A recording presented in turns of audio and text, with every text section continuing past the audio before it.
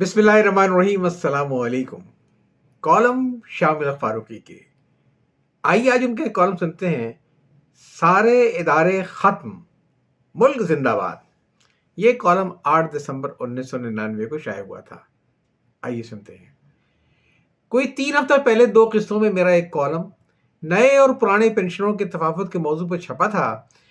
इसके बाद चंद वाकिफ और चंद नावाकिफ करम फरमाओं ने मुझे फ़ोन करके बराह रास्त तो मेरे लिए चंद तारीफ़ी कलमात कहे, लेकिन दरअसल उन्होंने अपने दिल की भड़ास निकाली।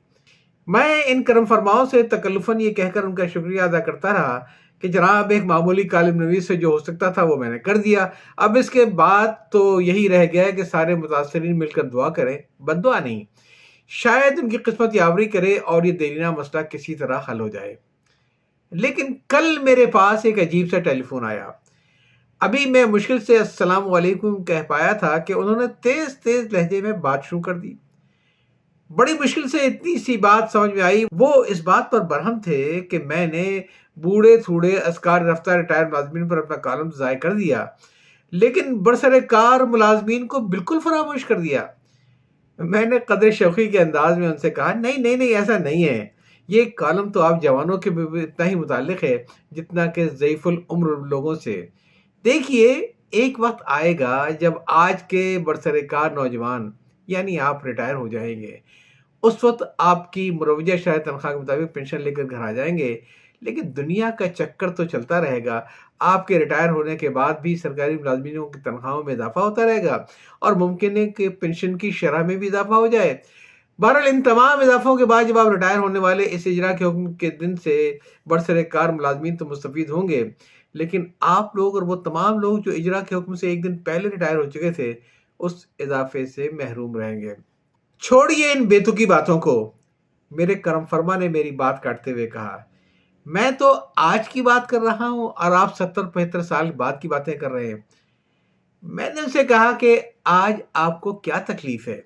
तनख्वाह और अलाउंसेस और दूसरी बहुत सी मराहत वगैरह आपको रिटायर होने वाले साथियों से कहीं ज़्यादा मिल रही हैं। बल्कि एक खबर तो ये भी अखबारों से मेरी नज़र से गुजरी है कि गवर्नमेंट बहुत जल्द ग्रेड 1 से ग्रेड 15 तक के मुलाजमीन की तनख्वाह में 500 रुपये माहवार यकमुश्त इजाफा करने का इरादा रखती है।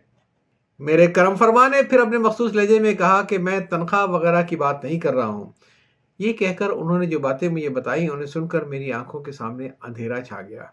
मैंने बेसाख्ता तकरीबन 1 साल के लिए नवाज शरीफ जिंदाबाद, गुज़श्ता 2 माह के लिए परवेज मुशर्रफ जिंदाबाद कहा, और वो इसलिए कि अगर एक तवील अरसे से नवाज शरीफ जिम्मेदार हैं तो अक्टूबर के बाद की जिम्मेदारी परवेज मुशर्रफ साहब को कबूल कर लेनी चाहिए। मेरे करम फरमा ने मुझे जो कुछ टेलीफोन पर बताया उसका खुलासा कुछ इस तरह से है। 150-200 साल पहले इस मुल्क में अंग्रेजों ने जो अदालतें कायम की थी, उनके दायरे समात में सरकारी मुलाजमतों के भी मामलात आते थे। किसी को गैर कानूनी तौर पर बर्खास्त कर दिया गया या किसी की तरक्की रोक दी गई, किसी को तनख्वाह उसके हक से कम दी गई, किसी को अपने जूनियर से भी ज़्यादा जूनियर कर दिया गया, वगैरह वगैरह। तो मजलूम ने मुतल्लिका अफसर को नोटिस देकर अदालत का दरवाज़ा खटकाया, जहाँ उसकी दादरसी हो जाती थी। ये मामलात भी दूसरे मामलात की तरह पहले ज़िली अदालतों के दायरे में आ जाते रहे, फिर अपीलों के जरिए हाई कोर्ट, बल्कि प्रीवी काउंसिल और बाद में फेडरल सुप्रीम कोर्ट तक भी जा सकते थे। इस तरह हर मजलूम को इंसाफ मिल जाता था। पाकिस्तान में ग़ालिबन 1955 में जब एक आईनी तरमीम के जरिए हाई कोर्टों को इजराई परवाना, रिट या हुक्म इल्तवा के इख्तियारात मिले, तो इससे मजलूम मुलाजमीन ने भी बहुत फ़ायदा उठाया। यानी अब अगर किसी मुलाजिम को अंदेशा होता कि उसकी बर्खास्तगी, तनज़्ज़ुल या तबादले का हुक्म जारी होने वाला है, तो वो हाई कोर्ट से हुक्म इल्तवा यानी स्टे आर्डर ले लेता था। इस तरह वो मुलाजमत पर अपनी जगह रहते हुए अपना मुकदमा लड़ता था, फिर जो हो सो हो। जब मशरक़ी पाकिस्तान से पीछा छुड़ाकर जुल्फ़िकार अली भुट्टो ने नया पाकिस्तान बनाया, तो उसका एक नया आइन भी वज़ा किया। इस आइन में सरकारी मुलाजमतों से मुताल्लिक़ मुकदमात को अदालतों के दायरे इख्तियार से निकाल कर उन मुलाजमीन के लिए एक वफाकी सर्विस ट्रिब्यूनल कायम किया गया। इस तरह मुलाजमीन कम से कम हक़ इल्तवा यानी स्टे आर्डर की रियायत से महरूम हो गए।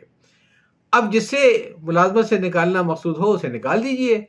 वो अगर चाहे तो ट्रिब्यूनल में मुकदमा दायर कर दे और ट्रिब्यूनल के फैसलों की अपील सुप्रीम कोर्ट में होती है।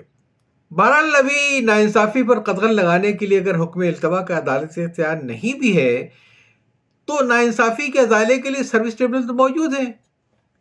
लेकिन कहाँ है सर्विस ट्रिब्यूनल?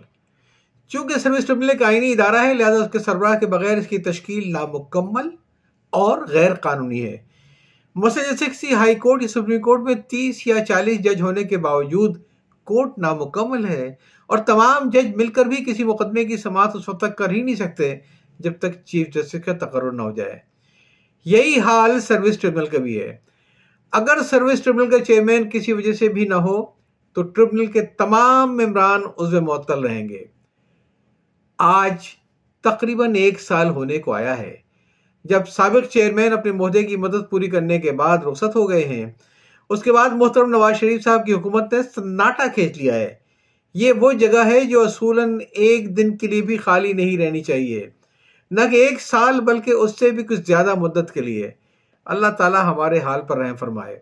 چنانچہ اب مظلوم سرکاری ملازمین کے مقدمات ایک کے نیچے دوسرے اور دوسرے کے نیچے تیسرے بڑی احتیاط کے ساتھ ٹربیونل کے اہلکار الماریوں میں سجاتے رہتے ہیں کہ جب کسی چیئرمین کا تقرر ہو اور اہل معاملہ کی پکار پڑے تو ان مقدمات کی سماعت شروع ہو۔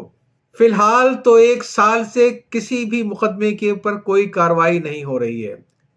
کب ہوگی؟ اس کا علم اللہ تعالیٰ کے بعد پہلے نواز شریف صاحب کو تھا اور اب پرویز مشرف صاحب کو ہے۔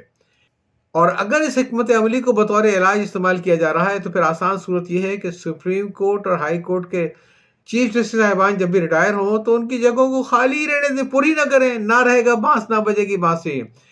ٹربیونل ختم، عدالتیں ختم، اسمبلیاں ختم، سینٹ ختم، اور ملک زندہ باد، ملت پائندہ باد۔ صرف سربراہ حکومت رہ جائے گا۔ گلیاں ہوئے سونی جتھے مرزا یار پھرے۔ کالم آپ سن رہے تھے سارے ادارے ختم، ملک زندہ باد۔